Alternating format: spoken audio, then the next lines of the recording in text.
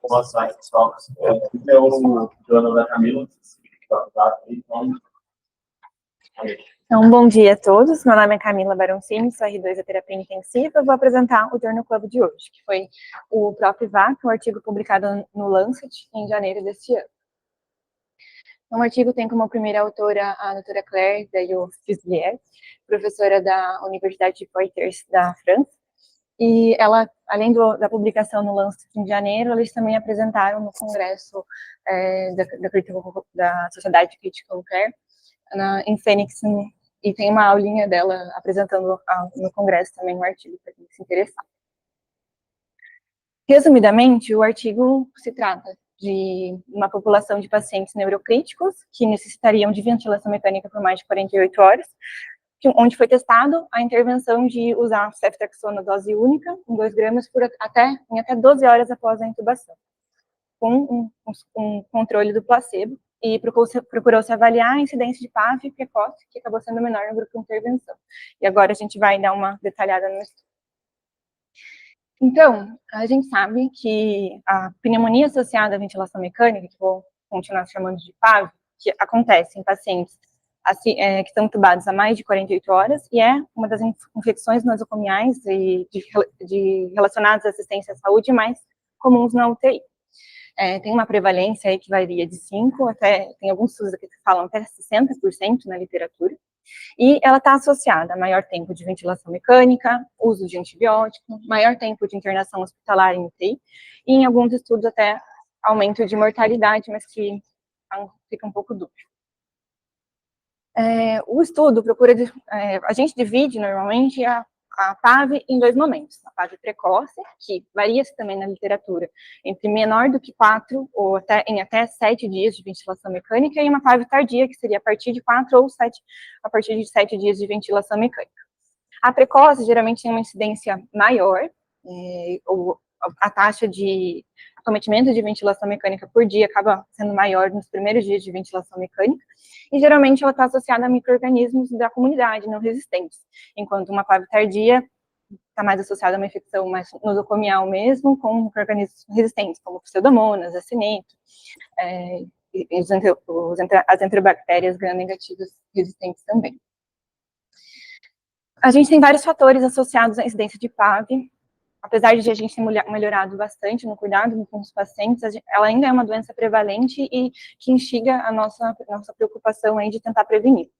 Entre alguns fatores, tem a questão do próprio tubo endotraqueal, que a gente acaba rompendo uma barreira de proteção, né, de defesa do nosso organismo, permitindo com que as bactérias entrem tanto no procedimento da intubação, que estão na nossa cavidade, orofaringe, enfim, como tem um acesso mais fácil à nossa via aérea. Então, a gente perde a capacidade de tosse, nosso reflexo, né, o nosso reflexo de tosse, a questão da limpeza da mucosa ciliar, e isso são fatores que estariam associados com isso. Além disso, é descrito também que algumas bactérias, principalmente gram-negativas e fungos, teriam maior tendência a formar biofilmes, tanto no tubo como próximo da sonda nasoenteral, além da própria supressão do paciente crítico, que faria com que ele fosse mais suscetível a ter infecções. Em pacientes neurocríticos, é descrito uma incidência maior de PAV, que eles descrevem como possivelmente associada a um grau maior de disfagia nesses pacientes, e também talvez a um grau maior de uma imunossupressão associada à própria lesão cerebral aguda, que é descrito como uma síndrome, como se fosse uma SIRS da injúria cerebral aguda, seria Brain Injury Induced Immunosuppression Syndrome. Então, a gente tenta prevenir a PAV, e são descritos, já está bem estabelecido o bundle de prevenção à PAV, né, que, como a gente bem sabe, higiene de mãos, cabeceira elevada, aspiração traqueal quando precisa, insuflação de cuff recorrente, né, verificando a pressão adequada, evitar sedação, mobilização precoce. E tem se estudado a antibiótico terapia profilática para tentar prevenir a PAV. A gente já discutiu até num PET do ano passado sobre o estudo de descontaminação do trato gastrointestinal e orofaringe. Para quem se interessar, é bem legal, eu não vou me alongar muito sobre isso. Também no ponto de profilaxia antibiótica, essa meta-análise que saiu o ano passado, em 2023, acabou avaliando que ainda isso é muito pouco estudado quando se fala fora dos estudos de descontaminação do trato gastrointestinal. Então, nessa meta-análise, eles viram 12 estudos que têm um efeito positivo com antibióticos inalatórios e antibióticos intravenosos, mas sem nenhum efeito com mortalidade. Então, aqui, os estudos da meta-análise com um efeito positivo aí para a PAV, para a prevenção da PAV, e negativos quanto à mortalidade. E alguns estudos que essa própria meta-análise cita tem uma semelhança ao que a gente vai tentar nesse estudo. Então, só que todos são estudos pequenos, unicêntricos, retrospectivos. Esse primeiro avaliou ceftriaxona 2 gramas em pacientes do hospital que eram admitidos na UTI de neurointensiva, e comparou, tipo, um ano eles não davam ceftriaxona, outro ano eles davam ceftriaxona para todos os intubados que chegavam, assim. E percebeu que houve aí uma diferença de acometimento de PAV precoce nos pacientes que receberam a ceftriaxona. Esse outro foi um Vancomycin, que eles usaram por 3 dias de maneira profilática também, pacientes que foram intubados em menos de 4 horas, também teve um desfecho positivo. E esse último, que talvez seja o que mais se assemelha, assim, foi também, eles colocaram a ceftriaxona, dose única, ou levofloxacina em pacientes que foram intubados e eram admitidos na UTI, e também tiveram um desfecho positivo. Mas todos, então, eram estudos mais retrospectivos, unicêntricos, e faltava aí um estudo randomizado que pudesse definir e nos dar maior segurança, né, e conseguir melhorar essa proposta de antibiótico profilaxia para a PAV. Então, a pergunta do nosso estudo foi se uma dose única de ceftriaxona, após a intubação de pacientes neurocríticos, poderia reduzir a incidência de PAV precoce. Então, foi um estudo, um trial de superioridade randomizado, placebo-controlado duplo cego, que ocorreu em 9 UTIs de 8 hospitais universitários franceses. O protocolo foi colocado no Clinical Trials, publicado em 2015, e depois publicado no BMJ em 2018, como fundadores aí, como suporte financeiro, teve o Ministério da França, que não teve nenhuma relação com nenhuma outra parte do estudo. Como critério de inclusão, eles colocaram, então, pacientes acima de 18 anos que chegavam ao hospital comatosos, com Glasgow menor do que 12, por TCE, AVC isquêmico ou hemorrágico, ou uma HSA. Esses pacientes tinham que ser intubados em até 48 horas, assim, tinha uma perspectiva de ser intubados em até 48 horas da intubação, e permanecer por mais de 2 dias aí em ventilação mecânica. E para participar do estudo, a intubação, para receber a intervenção, tem que ser intubados em menos de 12 horas. A intervenção tinha que ocorrer em até 12 horas da intubação. Como critério de exclusão, tinha um óbito provável, em menos de 48 horas, o rebaixamento de nível de consciência por outras etiologias, como neoplasia, infecção, parada cardiorrespiratória. Quando o paciente iria receber antibiótico por outra causa, seja terapêutico ou profilático, nas próximas 24 horas, uma hospitalização recente, em menos de 30 dias, uma intubação que ocorresse após 48 horas da admissão hospitalar, uma intubação via nasal, a drenagem de secreção subglótica, se tivesse alguma alergia ou contraindicação ao uso de beta-lactâmicos, e os pacientes traqueostomizados.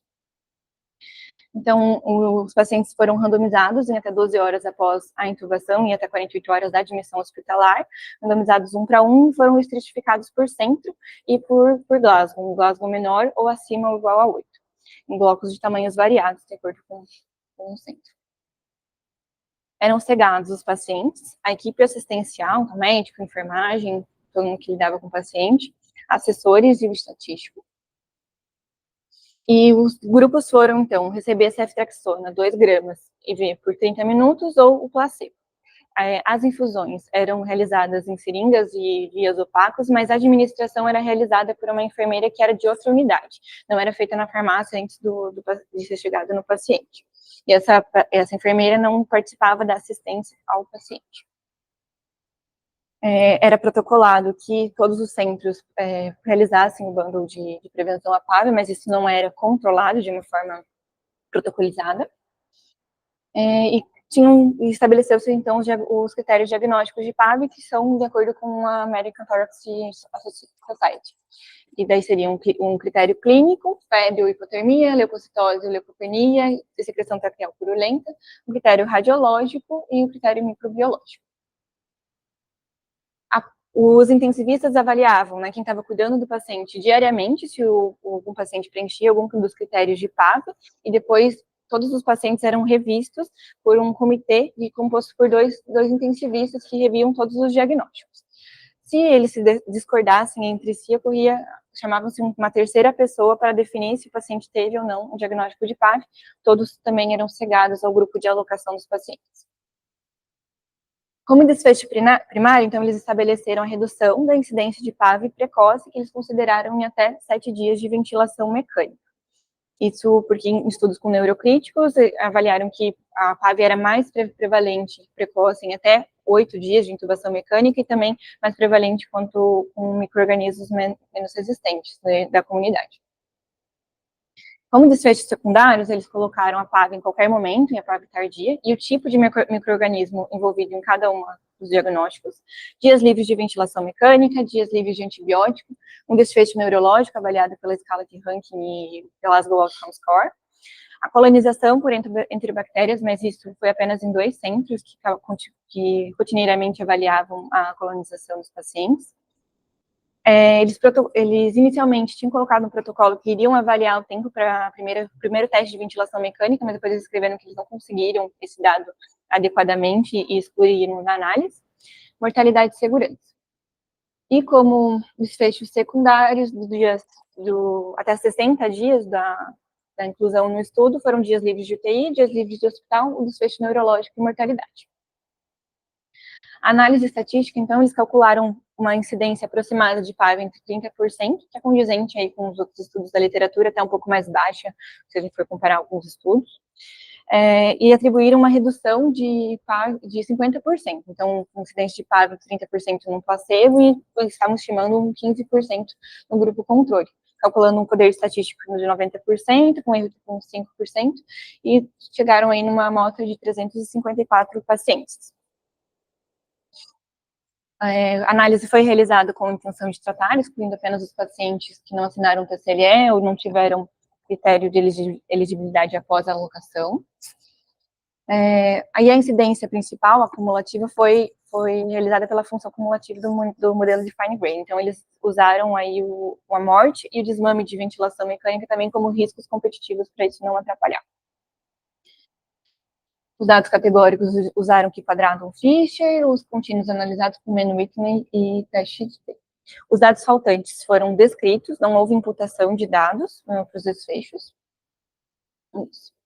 Então, quanto aos resultados. Foram selecionados aí 2.230 pacientes nesses quase 5 anos de recrutamento, de 2015 a maio de 2020.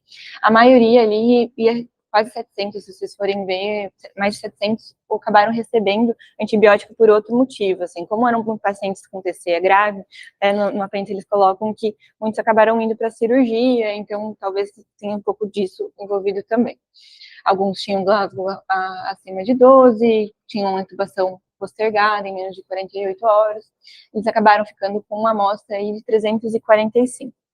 Foi 171 para o grupo ceftriaxona, 174 para o grupo controle. Alguns acabaram não assinando o TCLE e outros receberam não tiveram critério de elegibilidade por outros motivos depois da alocação. Acabou ficando uma amostra de 319 pacientes, sendo 62 no grupo ceftriaxona e 157 no grupo placebo. A idade média dos pacientes era de 56, 57 anos, sem diferença de sexo. O que chama atenção para a gente comparar com os nossos pacientes, a maioria não tinha comorbidades, a maioria, só apenas tabagismo e etilismo, sem outras doenças aí. E a maioria foram pacientes de trauma e de HSA, então compatível com não ter tantas comorbidades, mas ainda tem uma quantidade considerável de pacientes aí com AVC, quase 30% hemorrágico isquêmico. O Glasgow score médio dos pacientes foi entre 4 e 8, mais prevalente, em 60% dos pacientes. A maioria deles, na intubação, não tinha nenhuma alteração de substância de troca, né, então tinha uma relação PF acima de 200. E o tempo da randomização até a intervenção, da intubação até a randomização foi mais ou menos de 7 horas, o que eles tinham colocado como o que eles queriam, né, em até 12 horas. Foram reportadas, então, 160 diagnósticos de PAV em 139 pacientes, 69 no grupo ceftriaxona, 91 no grupo placebo. Destas, foram confirmadas apenas 93, então quase pouco mais que a metade dessas infecções que foram inicialmente relatadas. E acabou que ficou, então, bem compatível com a incidência que eles tinham estimado, assim, 28% de PAVs, né, de pacientes com PAV entre a amostra que eles colocaram, bem próxima dos 30%. E dessas, a maioria, 82%, foram PAV precoce. E do nosso desfecho, né, primário, eles conseguiram identificar que a PAV precoce foi menos frequente nos pacientes que receberam ceftriaxona. Então, 14% dos pacientes do grupo ceftriaxona acabaram tendo PAV, ao lado de 32% do grupo controle, um hazard ratio de 0,6 e um P de 0,03. Aqui na curva dá para a gente ver bem que já a partir do segundo dia as curvas se distanciam, assim, na curva de incidência cumulativa. E o tempo mediano da intubação até a primeira PAV foi mais ou menos de 5 dias, sendo 5 dias no grupo ceftriaxona e 4 dias no grupo controle. Como desfecho secundário, então, no D28, eles perceberam que na incidência total de PAV não houve diferença, quer dizer, houve diferença, mas não houve diferença na PAV tardia. Então, quando eles consideram a PAV precoce no cálculo total, isso acaba ficando uma diferença similar à da PAV precoce, ali um hazard ratio de 0,6 também. Aqui, de novo, os desfechos primários e secundário. Quanto aos dias de ventilação mecânica, eles também conseguiram aumentar os dias livres de ventilação mecânica, então, a ceftriaxona ficou com 4 dias a menos de ventilador, 6 dias a menos de antibiótico, e o tempo de inclusão, que a gente já comentou, da primeira PAV também foi 1 dia de diferença. Teve uma modificação aí no desfecho do ranking também, biológico, mais as custas de mortalidade, que eu vou falar depois, mas aqui também, se a gente olhar pelos números, 19% dos pacientes da ceftriaxona ficaram com ranking 0 a 1, aí, enquanto 9% no grupo placebo. Quanto aos desfechos no D60, também se repetiu aí os dias livres de UTI e de hospitalização, sendo quase 8 dias aí de diferença entre o grupo placebo e ceftriaxona de UTI, e 15 dias de diferença no grupo de hospital entre os dois grupos.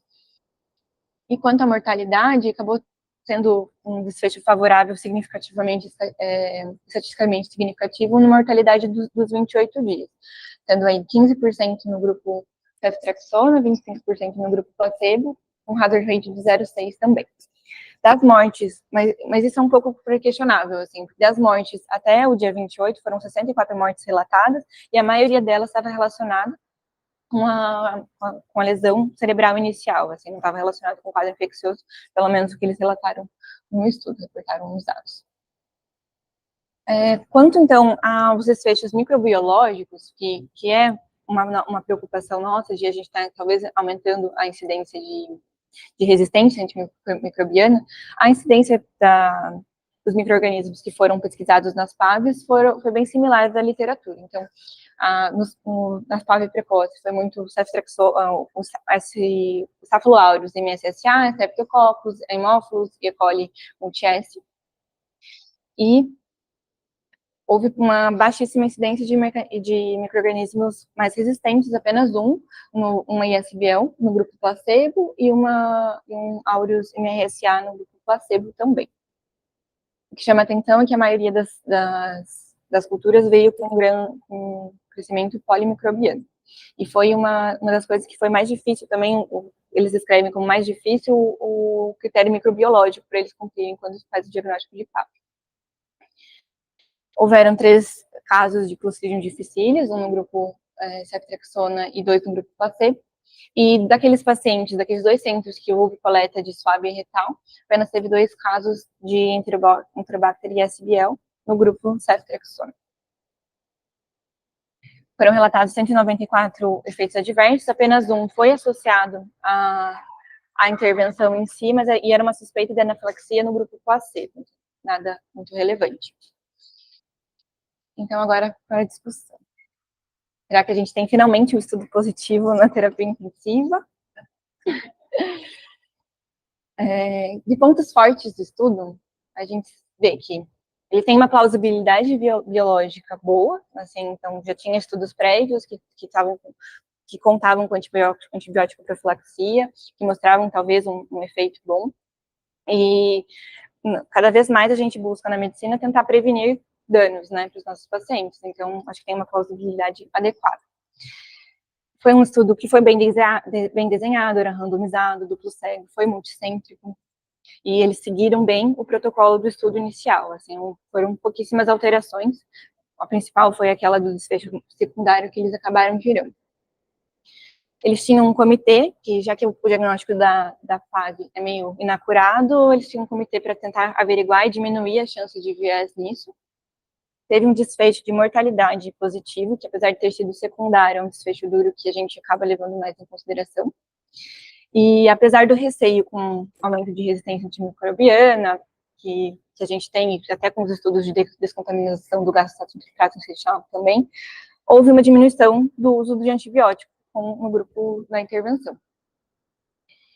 Então, só comparando, assim, ele usa uma grama, um antibiótico só, que é uma dose de antibiótico só, que a gente acaba fazendo ceftriaxona por muito menos, eu acho, assim, para os nossos pacientes. No estudo que a gente comentou da descontaminação do trato gastrointestinal, que até está em alguns deadlines para ser realizada, assim, como recomendação, a gente usa 4 dias de antibiótico oral, suspensão gástrica e IV, e a taxa de resistência antimicrobiana que pode vir disso, acho que seria muito maior, apesar disso também não ter sido muito bem estudado. Entretanto, temos algumas limitações. O desfecho PAV precoce, querendo ou não, é inacurado. Assim, existem várias meta-análises que mostram quanto a gente erra, apesar de a gente ter vários critérios bem estabelecidos, ter tido comitê que procurou diminuir isso, a gente erra muito. E, como eu comentei antes, houve muito não cumprimento do critério microbiológico. Então, 52 das 67 PAVs que foram excluídas do estudo, reportadas inicialmente, que não foram aprovadas no comitê, elas não cumpriram o critério microbiológico. E dá para a gente questionar se, na verdade, a cultura só não veio positiva porque a gente já deu a ceftriaxona antes, e talvez a gente tenha deixado a cultura negativa por conta disso. Esse é até um editorial australiano que eles dialogam, assim, sobre como talvez a gente não deveria usar a PAV precoce como um desfecho, né, para os trials clínicos. Além disso, foi um estudo que foi multicêntrico, mas ocorreu apenas em um país, apenas na França, e 3 dos estudos, se a gente for olhar quantos pacientes cada centro contribuiu, 3 centros acabaram contribuindo com menos de 10 pacientes, tinha um centro que contribuiu com 5 pacientes, assim, então talvez a gente não considere isso tão 9 centros não é um número tão... Seria mais 6 centros, né, na verdade. Não houve cegamento da enfermeira que administrava a medicação, ela não trabalhava na assistência direta com o paciente, mas ela era de outra unidade, e às vezes pode ter tido alguma falha de cegamento nisso. A amostra não foi calculada com desfecho de mortalidade, então, apesar de a gente ter isso e ficar animado com isso, talvez, provavelmente a amostra seria muito maior se a gente fosse considerar só a PAV com precoce como causa de mortalidade, que em alguns estudos nem a PAV precoce é associada com uma mortalidade maior nos pacientes. E ainda é incerto o risco do aumento de resistência antimicrobiana. Eles não tiveram poder para mostrar isso, também não pesquisaram a colonização dos pacientes, então... E também eles não monitorizaram infecções de outros sítios. O único sítio que eles pesquisaram foi PAV, não foi descrito outras infecções e micro-organismos de outros tipos de infecção, nem o uso de antibióticos para outras doenças. Além disso, também o bando de medidas que é protocolizado para a gente fazer não foi seguido, assim, vistoriado se era seguido por todos os centros. Então, como conclusão, o estudo foi capaz de concluir que em pacientes neurocríticos que necessitam da ventilação mecânica em menos de 48 horas, mas por mais tempo, precisariam de uma dose única de ceftriaxona, seria capaz de reduzir a incidência de PAV precoce e talvez aí uma redução de mortalidade em 28 dias. Aí agora para a gente discutir se isso é muito bom para ser verdade ou se... Como ficaríamos?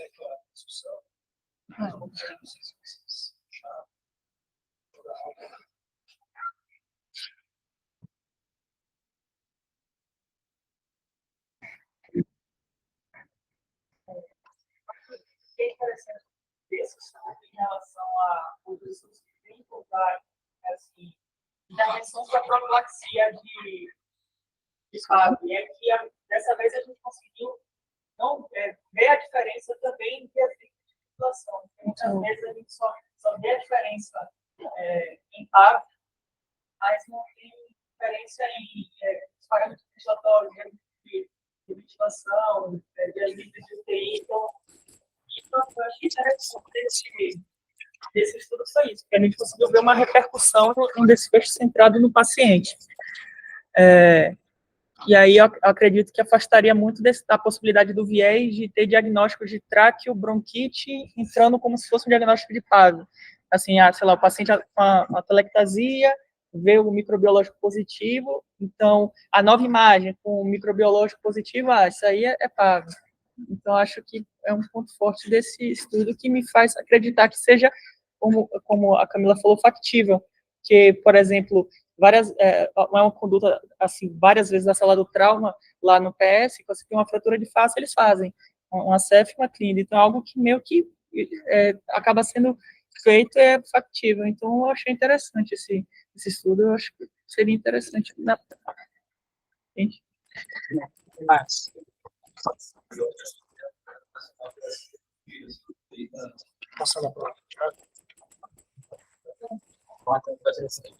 A ideia da descontaminação do trato gastrointestinal, partindo para aquele Antártico que faz a profilaxia pós-PCR para reduzir PAV, partindo para o que a gente viu do amikacina inalatória, então, até chegar nesse trabalho, assim, né? E isso, em tese, já era feito, só que era uma intervenção muito complexa. Quando a gente discutiu até no PETIA, a gente falou, putz, ficou super animado de fazer descontaminação do trato gastrointestinal e tal, mas a gente falou, putz, como é que a gente vai fazer uma pasta de tobiracina que não sei o que e tal? Isso aí é uma dose de ceftriaxona de 2 gramas. Então, eu senti mais como se fosse uma descontaminação de uma forma muito mais simples que trouxe um resultado. Estava até revendo a meta-análise da descontaminação do trato gastrointestinal. Ele faz uma análise subgrupo em relação a que tem a descontaminação que você faz droga intravenosa e tem descontaminação que você não faz droga intravenosa. E o que reduzia a mortalidade dos desfechos é quando você fazia a droga intravenosa na descontaminação do trato gastrointestinal. Isso tinha até análise de interação, com pena da interação estatisticamente significante. Então, fica até o questionamento se, desde atrás, na verdade, não era o ceftriaxona venoso que a gente estava fazendo, que estava fazendo a diferença todos esses desfechos, e não as pastas e todas aquelas outras formulações. Uma coisa que foi de metodologia que eu achei, assim, que pecou um pouco, foi ele mudou o critério de exclusão do trabalho em 2017. Ele começou em 2014 com a ideia de você excluir pacientes que estavam entubados há mais de 8 horas. Em 2017, ele muda isso para mais de 12 horas. E, tudo bem, pode ser que de 4 horas não faça nenhuma diferença, mas não sei se ele não estava conseguindo incluir, porque 8 horas seja muito pouco tempo, e aí ele teve que expandir esse tempo para 12 horas. É algo só para ter no radar que ele teve que mudar e não tava fui encontrando só no Clinical Trials, comparando a todos os protocolos, e tinha essa diferença realmente. E a amikacina inalatória foi exatamente o que o Pelzão comentou, que a principal crítica ao trabalho é que ele tinha desfecho microbiológico, que é meio que uma profile autorrealizável, você fazer antibiótico, você reduzir microbiologia. E nesse Amiken Hall você não tinha desfecho de livre de ventilação mecânica igual entre os dois grupos. E nesse você tem um desfecho que é homogêneo, né, que se distribui entre desfechos secundários e entre os outros subgrupos. E é isso, eu acho que é exatamente o que você falou, assim, a gente faz self-traxona por muito menos, né? Então, acumulando tantas evidências e tantas coisas legais, eu acho que é uma intervenção que não é um ensaio clínico isolado, eu acho que tem um racional por trás, assim, a ideia por trás, em vários outros trabalhos que já vêm sendo construídos na literatura. E só achei, assim, na conclusão, ele meio exaltado, assim, né? Então, a gente tem uma coisa, um termo na MBE que é o spin, mas o spin não necessariamente é o spin quando ele muda o resultado, é quando ele pode ser um spin por hiperpositivação da conclusão. Então, é quando ele expressa, é um trabalho positivo, então necessariamente não teria que ter spin, mas é um trabalho positivo que ele começa a imputar desfechos secundários na conclusão também.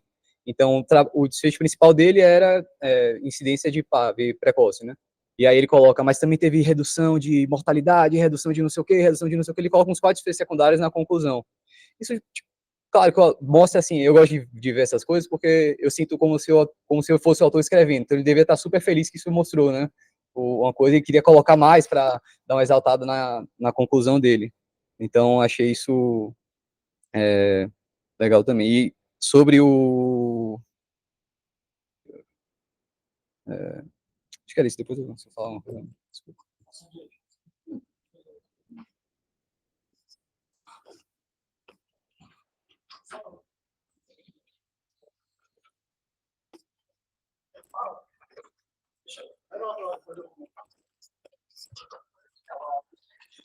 Bom, primeiro, Camila, parabéns pela sua apresentação. Acho que foi super boa essa apresentação, principalmente no lado de conclusão e limitações. Tá? Acho que a primeira coisa é, não sei se você reparou na parte de critérios de exclusão, né? Entre os excluídos, teve um número super grande porque usou antibiótico.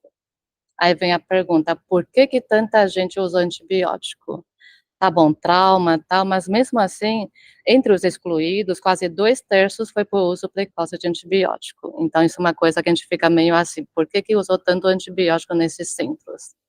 Segundo, quando você colocou bando de prevenção de PAV, não sei se você reparou, dos 8 centros, 3 usavam clorexidina para higienização oral e 5 usaram apenas água para higienização oral. Não sei se vocês sabem, recentemente, nem tão recente, ainda mais ou menos recente, teve questionamentos sobre se Clorexal para higienização oral ainda tem impacto ou não na prevenção de PAV. Teve estudos que não mostrou impacto na prevenção de PAV. E aí vem uma coisa que até o próprio professor Marcelo Parque sempre falou, o que importa é a qualidade de higienização oral, independente como é feito isso, com que substância é feito isso. Não à toa, a gente quase 7, 8 anos atrás, não lembro mais exato, a gente tentou fazer com que o hospital comprasse aquela escovinha que vem com sucção, porque já se sabe a higienização oral, mesmo com escova de dente, que você tira o resíduo, é muito mais importante do que usar a clorexidina. Mas nesse caso, tem 3 centros apenas que usaram a clorexidina e outros 5 que não usaram. Eu acho que isso é um ponto importante, que a gente não sabe, você citou, teve centros que incluiu muito pouco paciente. Então, teve impacto em relação a isso, então esse é outro ponto super importante. E aí, um ponto do que você falou, como você chama? Tiago, um ponto que você falou, vocês acham que uma dose de 2 gramas de ceftriaxona, você faz a descontaminação da cavidade oral? Não, não faz. E aí vem um lado de limitação que você colocou, que é sensacional. É suficiente para não crescer na cultura? É. Então, 2 gramas de antibiótico é suficiente para você ter um resultado, considerando ainda a PAV precoce, de ter uma cultura falso negativa. Então, acho que esse é um outro ponto importante, porque não é suficiente para você descolonizar, mas é suficiente para atrapalhar a cultura. E ainda você também colocou, muito bem colocado, estou avaliando só a pneumonia, só a PAV, eu não estou avaliando o resto de outras infecções. E a mesma coisa, quando você recomendou se desrecomendou o uso de clorexa para higienização oral, não diminuiu PAV, desculpa, a retirada foi por não ter alterado mortalidade, mas alterou a PAV. Então, mesma coisa, você usou o mesmo raciocínio, então, eu não mudei mortalidade 28 dias, mas, desculpa, eu mudei aqui 28 dias, mas não mudei 60 dias. Então, qual o impacto disso tudo? Então, esse é outro ponto que acho que a gente tem que entender se realmente isso é ou não é, a qualidade, né? Precisa repetir o estudo para ver se é replicável o mesmo achado. E outro ponto super importante é, em relação aos agentes identificados, teve um número, hemófilo é o terceiro agente, né? No nosso meio isso é igual? Não, não é. Aliás, a gente não sabe se é, né? Então tem essa grande questão será que nosso microbiota é igual deles? Então eu acho que é um estudo super importante, concordo também com as qualidades que você colocou. Eu acho que se a gente pensar em usar, a gente tem que replicar o estudo no nosso meio, principalmente porque a nossa flora é diferente, todo mundo sabe aqui no HC, mesmo diferentes UTIs, tem colonização diferente, tem infecção diferente, então a gente tem que replicar o estudo. E uma coisa que chama muita atenção, eu até queria ouvir o Bruno comentar, eu acho 30% de PAV muito alta. Aliás, a gente não costuma usar em porcentagem, a gente coloca dias de densidade, né, densidade de infecção, que está em porcentagem. Então, isso torna um pouco mais difícil de discutir. Mas, eu acho 30% muito alta. Com certeza, as UTIs que vocês passam, você já viu o período que fica sem PAV. Tipo, ano passado, a gente conseguiu ficar 3 meses sem nenhuma PAV na nossa UTI. Então, eu acho 30% muito alto, mesmo sendo paciente neurocrítico. Então, vem de novo, será que foi feito o basal para tentar avaliar o impacto disso? A porcentagem de falso negativo, né, em relação a esses casos de PAV que foram excluídos ou não. Então, acho que tudo isso tem que ser levado em consideração, mas também concordo, é um estudo muito bonito, eu acho que a gente talvez tenha que replicar no nosso meio, para ver se realmente esse achado é válido ou não, tá?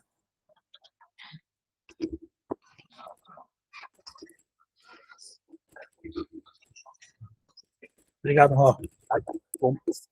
Bom ter a sua visão aí. Bom, acho que, assim, pensando no estudo, ele é um estudo que tem várias características de um estudo pragmático, né? Então, que são estudos que a gente consegue, se não fosse feito dessa forma, talvez a gente nem conseguisse fazer, né? Tipo, padronizar o bundle de PAV em todos os hospitais, que às vezes são diferentes, talvez fosse muito difícil, né, de você fazer isso para conseguir fazer o estudo, né?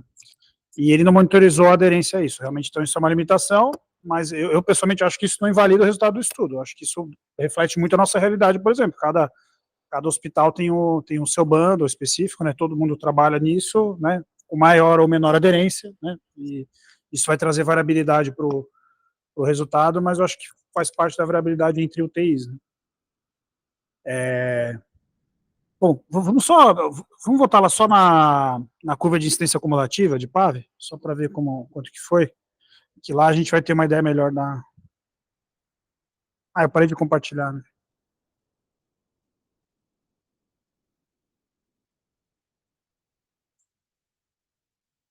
Isso que ela falou é verdade, assim, o cálculo de amostra ideal seria fazer, talvez, por taxa de incidência, né, usando taxa de incidência para fazer o cálculo e não proporção. Mas não é errado, mas não é o ideal, né, não é o ideal aqui no estudo. Aí. Então, eles tiveram uma incidência acumulativa de PAV em 7 dias de quase 30%, né,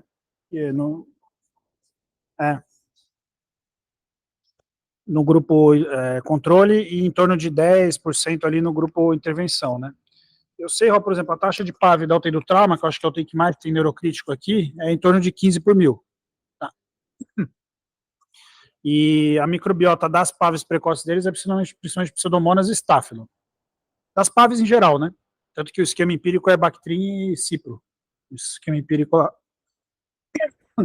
A gente acaba usando o levo lá em cima, porque fica meio parecido, tá? Para PAV precoce, né? Mas eu acho que, assim, uma coisa que é bem diferente da nossa realidade, da nossa não, né? Eu acho que das UTIs é que, assim, aqui era só paciente com lesão cerebral aguda mesmo, né? Então, era HSA, TCE, AVC, que precisava ser entubado, que são pacientes bem graves, geralmente com risco de morte elevado, né? E que acabam tendo um risco de PAV também grande, né? E eu acho que eles são a principal causa são os principais contribuintes para as PAVs que a gente vê por aí, né? Mais do que os doentes clínicos, assim, quando a gente tem um paciente com desconforto respiratório, aí a gente vê mais PAV tardia, né? Pode ter precoce, mas geralmente é mais tardia. E talvez essa intervenção não faria nenhum sentido, né? Não teria nem plausibilidade biológica para isso. Embora a gente dê o antibiótico com frequência, mesmo não sendo bacteriano. Mas isso é outra discussão, né? Bom, enfim, assim, isso aqui é um pouco do que a gente discutiu na terça-feira. O estudo é positivo para o desfecho primário. A pergunta que a gente tem que fazer é assim, eles usaram todos os meios disponíveis para um pesquisador para esse desfecho aqui, que é questionável, que ele fosse o mais válido possível? Acho que sim. É adjudicador independente, tem a PAV reportada pelo centro e alguém independente foi lá e analisou, né, sem saber que grupo o paciente caiu. É isso que dá para fazer. Por 2, na dúvida, um terceiro tirava a dúvida, né? Então, isso é o que dá para fazer. E aí, o segundo passo é se os desfechos secundários foram condizentes com o desfecho primário, né? E eu acho que todos foram, a gente viu. E aí, o que mais me chamou a atenção aqui é que os diazivos de antibióticos, embora eles não viram para que deu antibiótico, eles viram se o paciente usou antibiótico ou não. Então, o dia de antibiótico foi maior no grupo que tomou uma dose de ceftriaxone do que no grupo que não tomou, né? Então, é um estudo assim, é difícil você refutar o resultado dele, a não ser por um ponto que eu pessoalmente acho que o tamanho do estudo é muito pequeno, né? É só vocês verem o intervalo de confiança do desfecho primário, ele é compatível com o quê? Lembrar que intervalo de confiança com o que o resultado é compatível? Ele é compatível com uma redução de 62% na incidência acumulativa e com uma redução de 5%, que daí talvez não fizesse sentido para a gente utilizar. Então, eu pessoalmente acho que, isso pensando em validade interna do estudo, tá? Então, talvez só 5% de redução de incidência acumulativa seja muito pouco para valer a pena, né? Mas, o que assegura a gente um pouquinho, não teve maior incidência aí de complicações do uso do time microbiano, né?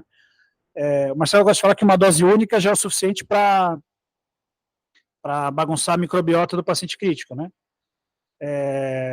Isso realmente mas eu acho que quando a gente vai ver dentro dos ensaios clínicos, assim, isso não fica tão claro.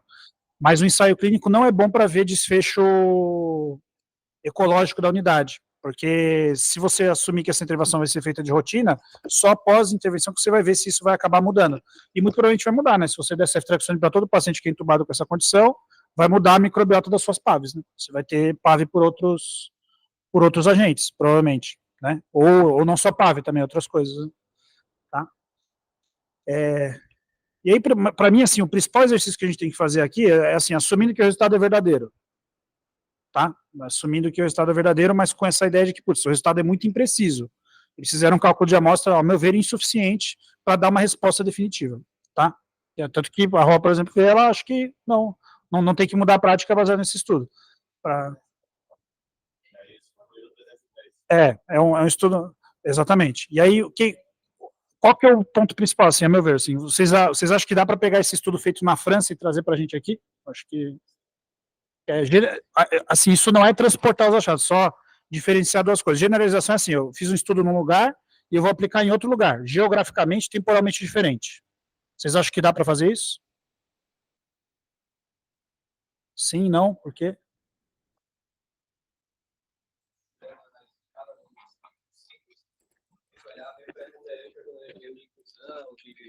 Pacientes eram 2 centros, assim. O resto era.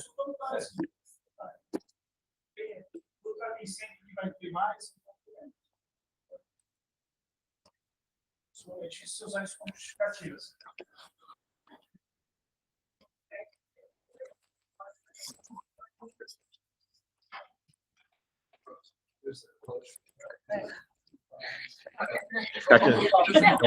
Vou ficar aqui no meio.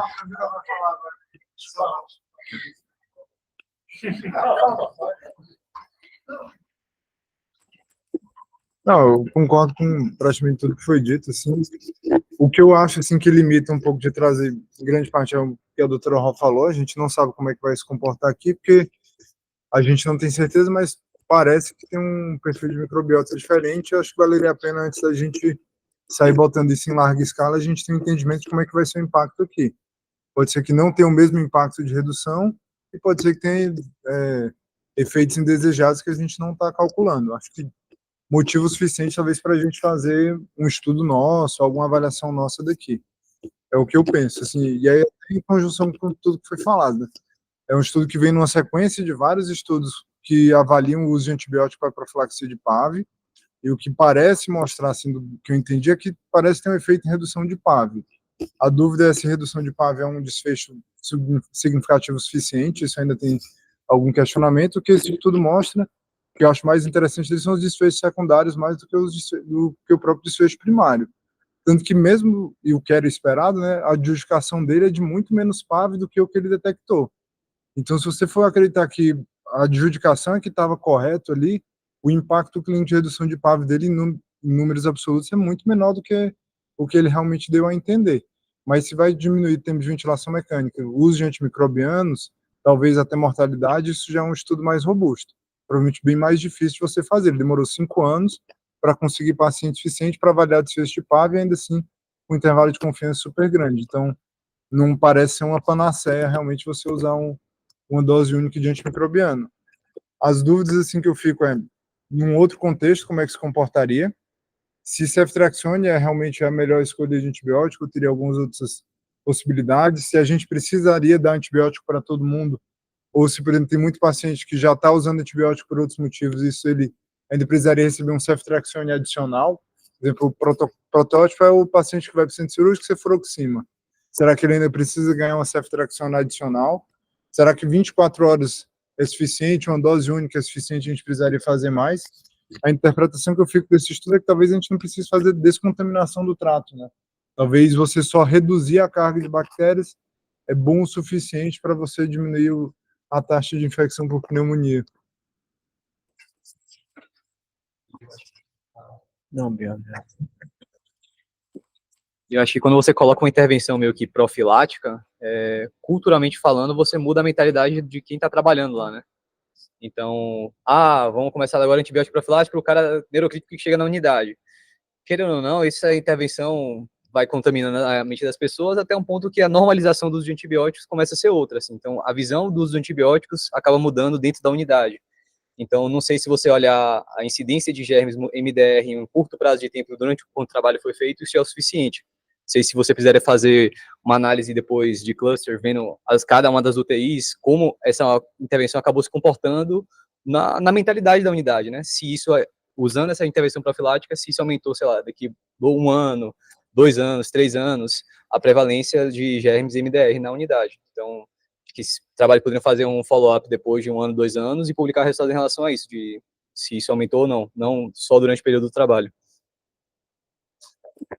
Até nisso, uma coisa que tinha postado, esqueci de falar, a dúvida que eu fiquei é o quanto que isso vai impactar nos antibióticos seguintes, né? Tudo bem, ele usou menos antibiótico, mas eu não lembro de ter visto ele falar, de comparar os espectros de antibiótico.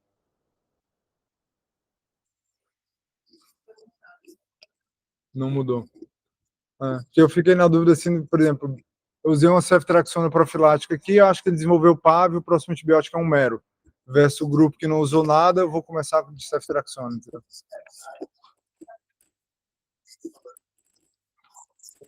Qual que é a grande dificuldade disso? Ele era cegado, entendeu? Então as pessoas não sabiam o que tomou, não, né? Então, sendo cegado, você assume que as pessoas... Tudo bem, tomou alguma coisa lá. Talvez mude a prática quando você bote no mundo real, né? Mas vocês não responderam. Vocês querem usar ou não? Não quer usar, tá bom. Porque você acha que a nossa ecologia é muito diferente. Tá bom. Tá bom. Não, tá bom. Tem tanto interesse que vai ser o doutorado dele. Bom, mas eu... Bom, eu acho que aqui, assim, a grande questão é se dá para generalizar para o nosso meio, eu digo nosso meio aqui é HC, né, que a gente tem uma microbiota bem complexa, né. Mas assim, quando a gente olha os desfechos secundários que vão junto, esse aqui é o primeiro que isso acontece de fato, né? Porque o Antártico era pós-parada, aí a mortalidade é 90%, entendeu? Aí não tem como mudar a mortalidade, reduziu o PAV, mas não mudou o desfecho clínico, né? Acho que sobreviveu 5%, né? Não lembro agora do Antártico, ou 5% com um bom desfecho, não tenho certeza. E também era 400 pacientes, era, sei lá, um N pequeno também. Então, acho que é o primeiro estudo que apontou para esse caminho, então é prudente a gente falar assim, seria legal ter mais, né? Mas, ao mesmo tempo, eu não acho que é errado quem quiser implementar e ver o que acontece, né? Mas teria que sentir.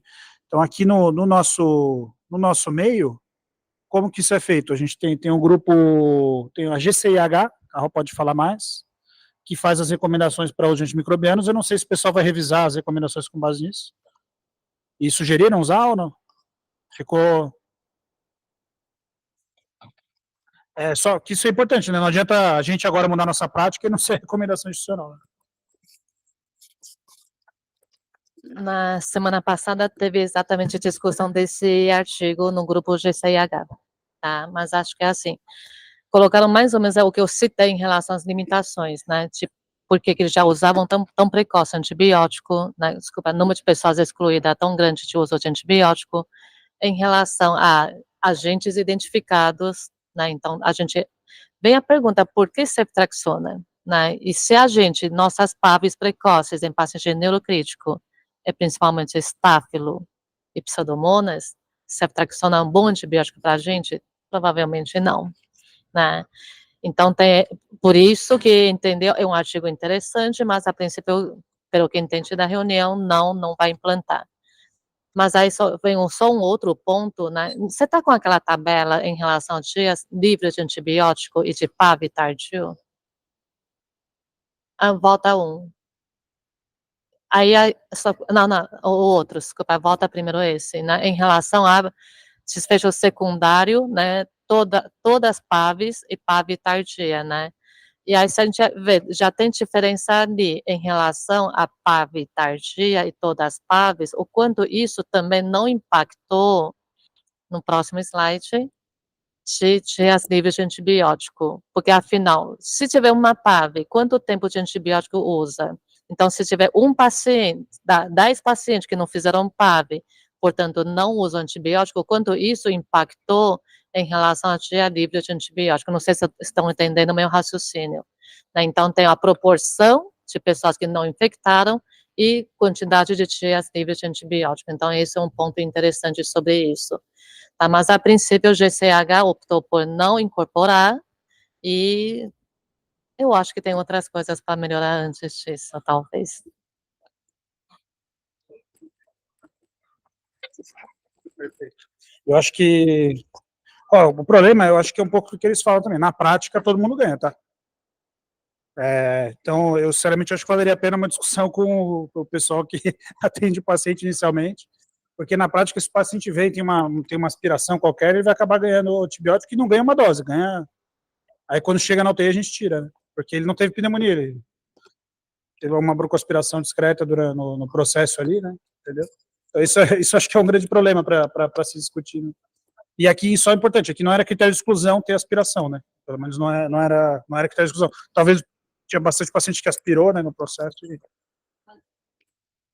Bruno, acho que essa sua colocação é super importante, até eventualmente, você que está tão animado, fazer um estudo retrospectivo no nosso meio, quem recebeu ceftriaxona, logo no começo, versus se é que tem alguém que não recebeu, e avalia primeiro o estudo observacional, para ver tudo bem, estudo retrospectivo, com todos os seus defeitos e tal, mas avaliar em relação a isso, para saber, no nosso meio, mesmo observacional retrospectivo, teve ou não teve diferença, né? Mas aí.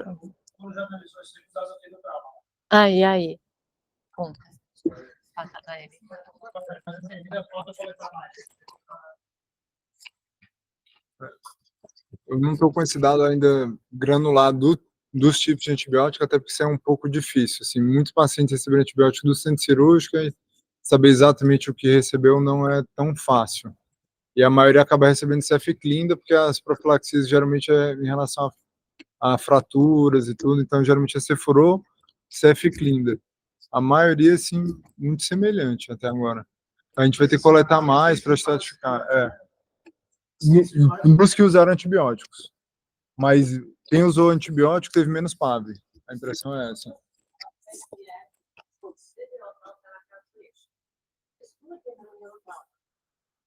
Aí eu vou escutar.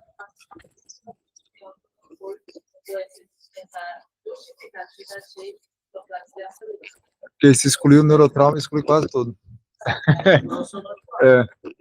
É 90% é neurotrauma, mais de 90% é neurotrauma.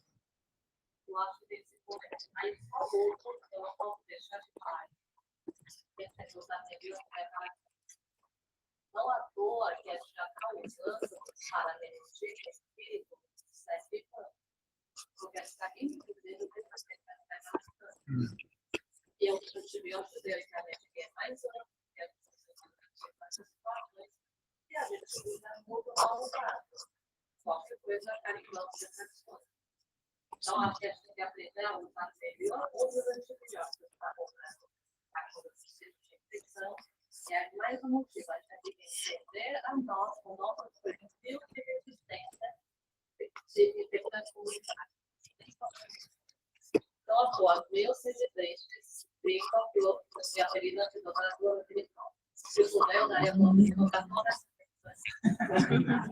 Porque o meu consumo é gramosa, catalanado, dentro desse hospital.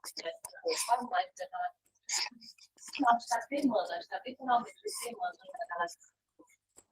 Não acho que em parte de eu, por mim, com o CH, está não introduzir isso, senão está queimando, mas ainda.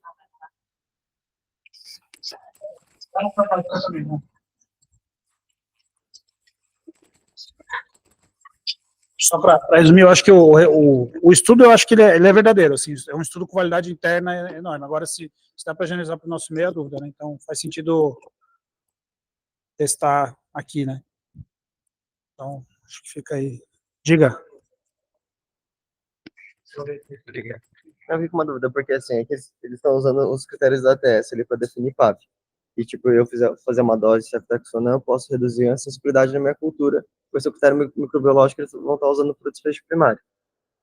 Então, consequentemente, eu estou reduzindo a sensibilidade do meu critério da ATS para diagnóstico de PAV. Então...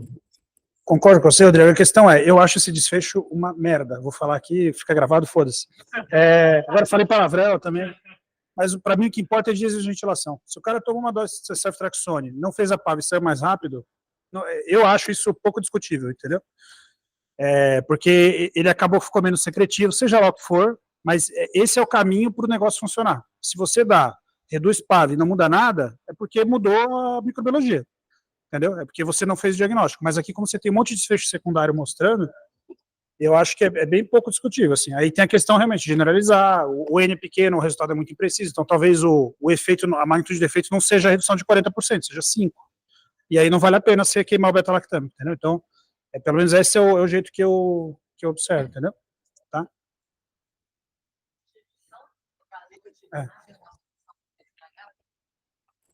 Um dos critérios de exclusão.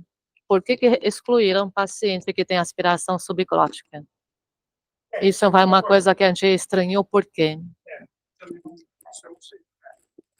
Mas, ainda assim, a gente não tem aspiração subglótica, então isso não seria né?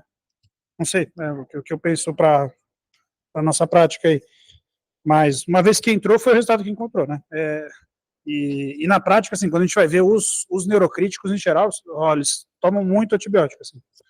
Acabam tomando um limiar bem baixo. Quem que queria falar? Então, Bruno, você falou isso sobre o desfecho secundário, ele acabou puxando para a gente ter uma confiabilidade um pouco maior no resultado do estudo, mas o que está me dando bastante dúvida é justamente em relação a esse falso negativo da cultura, porque parece que teve mais pacientes na adjudicação que foram excluídos do grupo ceftriaxona por ter uma cultura negativa, e será que esses pacientes que foram tratados como PAV na UTI, mas não foram considerados como PAV aqui no estudo, será que esse já não era um número suficiente para poder aumentar a minha incerteza de dias livres de ventilador, dias de internação de UTI, e fazer com que aquele intervalo de confiança ficasse, incluísse a unidade, esse p-valor não fosse mais estaticamente positivo? Deixa eu ver se eu entendi aqui a pergunta. Se não ter o resultado microbiológico, faria o paciente ser estubado mais cedo, porque seriam várias coisas aí que vêm juntas, né? Eu pensaria mais assim, na análise estatística mesmo. Se esses pacientes eles foram estudados desproporcionalmente mais no grupo ceftriaxona. Pelos adjudicadores. Tá, sim, tá bom. Sim, aí você vai ter menos evento, o resultado vai ser mais impreciso, tá? Aumenta a imprecisão do resultado. Mas, de novo, assim, um estudo com 320 pacientes, sendo que a gente tem 320 no ano, entendeu? É isso que eu acho que é o cerne, é um N pequeno para a gente ter uma confiança grande nesse resultado, entendeu? Se a gente fosse aplicar o grade usando esse estudo aqui, e pegando todos os outros, todos falam que não muda a mortalidade, reduz PAV. Aí ele ia falar assim, você tem uma confiabilidade razoável que reduz PAV, mas não muda a mortalidade na prática, porque só esse estudo mostrou isso até agora. Então, se a gente for pegar a literatura toda, vai dar uma dúvida grande, vai gerar uma incerteza grande se é benéfico ou não, entendeu? Tá?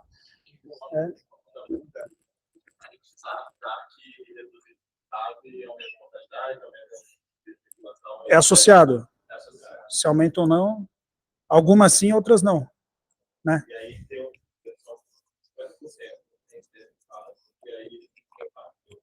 Então, mas por quê? É justamente por isso, porque quem faz PAV, muitas vezes é um paciente que ele, assim, por mais que a gente dá um gás lá danado na UTI, ele vai morrer por causa da doença de base, não por causa da PAV, né? Ele fez a PAV porque ele ficou mais tempo ventilado, porque era um paciente mais grave e acabou fazendo a PAV, né? Tá?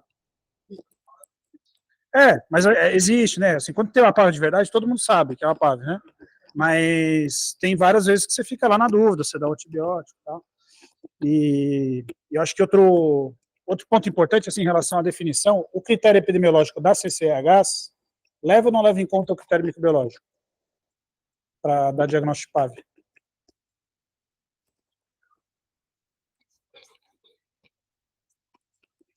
Ele acha que leva, quem mais acha?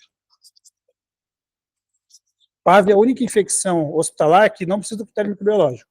Se o paciente tiver alteração clínica, imagem, tudo, vai dar PAV sem confirmação microbiológica. Tá bom? Esse é o critério microbiológico que é usado pela Anvisa, que a CCH tem que seguir, né, Ron? É diferente de catéter, DVE, tudo, aí precisa de critério microbiológico, entendeu? As outras infecções, tá? Então isso gera essa confusão, né, quando vai fazer estudo. Mas quem estuda PAV acha que tem que ser só PAV microbiológica, porque quando não tem microbiologia, não dá para você ter certeza que era PAV mesmo, entendeu? Então esse é o entendimento de quem estuda PAV. Por isso que o Paul Young botou lá, é um desfecho super confuso para você usar, porque o critério epidemiológico é um, o critério que usa para o estudo é outro, na prática o pessoal trata o dobro de qualquer um que seja do critério epidemiológico do que o critério e tal. Então, por isso que é importante a gente ver o que acontece no restante, né? Assim, se muda o consumo de antimicróbios na unidade, se muda se o paciente sai mais rápido do ventilador, né? Se muda outros desfechos centrais do paciente, né? Não só a PAV, entendeu? Tá? Mas, enfim, então, qual que é a sua conclusão final, Camila, do seu último slide?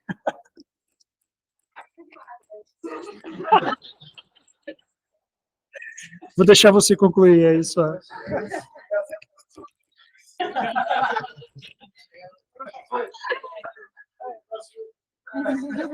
Acho que não dá para usar, então.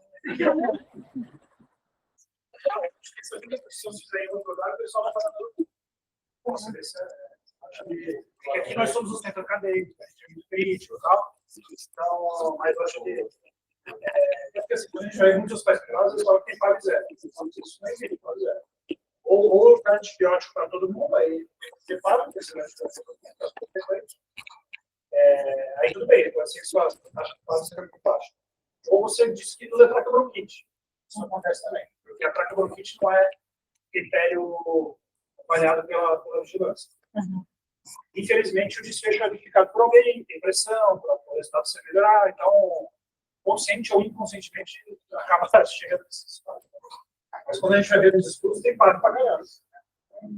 Pelo menos as pessoas tratam bastante PAV. Se fecha o critério ou não, aí é outro. Tá bom?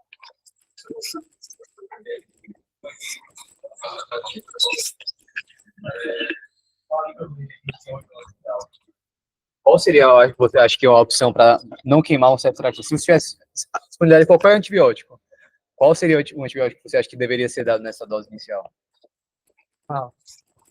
Na verdade, a sua pergunta não é em relação à nossa microbiota, né? Porque aí não é PAV precoce, certo? Então, se a gente quer pensar em PAV precoce, teoricamente, você tem que saber o que está rolando na nossa pneumonia comunitária. Mas, no caso, não é nem a pneumonia comunitária, porque, na verdade, aí depende o que coloniza a nossa cavidade oral e o nosso trato digestivo superior, que são os fatores que influenciam na PAV, correto?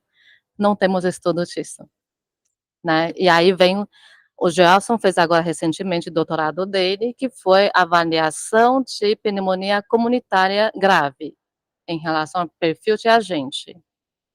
Os primeiros são vírus, o grupo vírus supera. Então, aquela coisa que a gente sempre fala, de pneumonia comunitária, igual pneumococo, hemófilo, né? Aí depois vem outros agentes. Não é o que a gente observou. No estudo dele, estáfilo em relação a bactérias, estáfilo e pneumococo estava junto.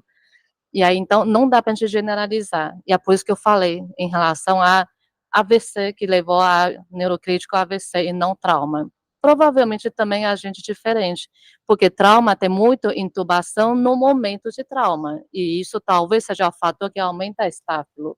Eu não sei dizer se esse é o mesmo fator que aumenta para paciente que AVCzou. Então, tem tudo isso que influencia. Então, quem está passando na minha UTI sabe, a gente não tem protocolo por causa disso. Afinal, a gente é hospital escola que a gente tem que gerar conhecimento. Então, a gente tem que ir atrás do conhecimento.